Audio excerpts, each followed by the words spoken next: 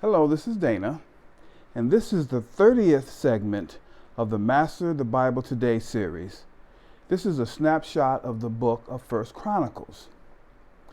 According to Jewish tradition, Ezra wrote the book of 1 Chronicles to all Israel, to unify God's people, to trace the Davidic line, and to teach that genuine worship ought to be the center of individual and national life. 1 Chronicles emphasizes the religious history of Judah and Israel. By retelling Israel's history in the genealogies and the stories of the kings, the writer laid down the true spiritual foundation for the nation. Israel's past formed a reliable basis for reconstructing the nation after the exile. God kept his promises, and we are reminded of them in the historical record of his people, the leaders, prophets, priests, and kings. God's promises are revealed in the Bible. We can know God and trust him to keep his word. Like Israel, we should have no higher goal in life than devoted service to God. The key people in 1 Chronicles were David and Solomon, and a key verse is found in chapter 14, verse 2, which reads, quote, "And David knew that the Lord had established him as king over Israel, and that his kingdom had been highly exalted for the sake of his people Israel," unquote. In the spirit of a family reunion, and as stated earlier, Ezra, the writer of Chronicles, begins his unifying work with an extensive genealogy. The thorough list of names that follows presents a history of God's work in the world from Adam through Zerubbabel. They were all one family in Adam, one nation in Abraham, and one priesthood under Levi, and one kingdom under David.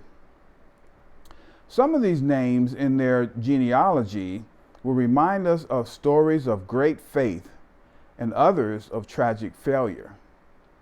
About most of the people named, however, we know nothing. But those who died unknown to us are known by God.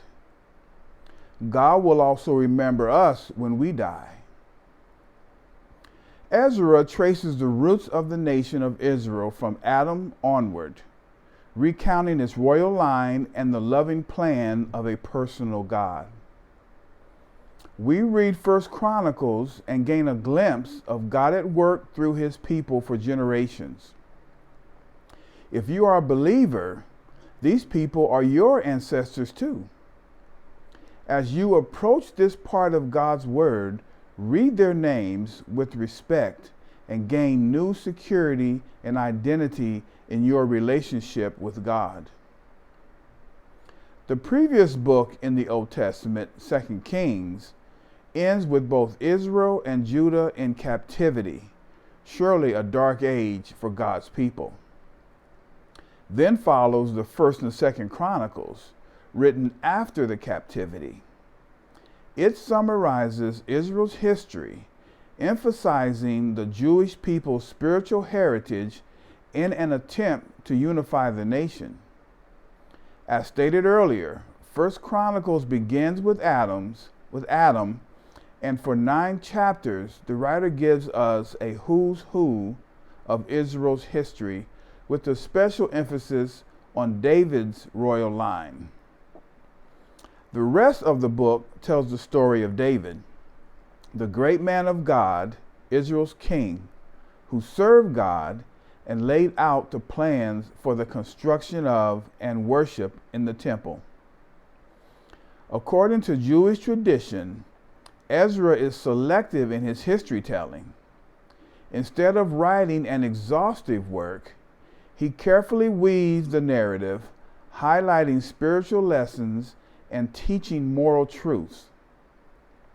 In Chronicles, the northern kingdom, Israel, is virtually ignored. David's triumphs, not his sins, are recalled, and the temple is given great prominence as the vital center of national life. David loved the Lord, and he wanted to build a temple to replace the tabernacle, usually a tent, but God denied his request.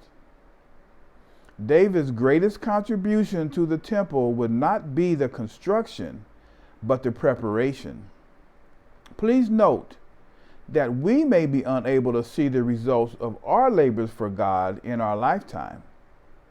But David's example helps us understand that we serve God so that he will see his results in us, not so we will see ours. David's devotion to God, the law, the temple, true worship, the people, and justice sets the standard for what God's chosen king should be. Jesus Christ came to earth as the descendant of David. One day, Jesus will rule as king over all the earth.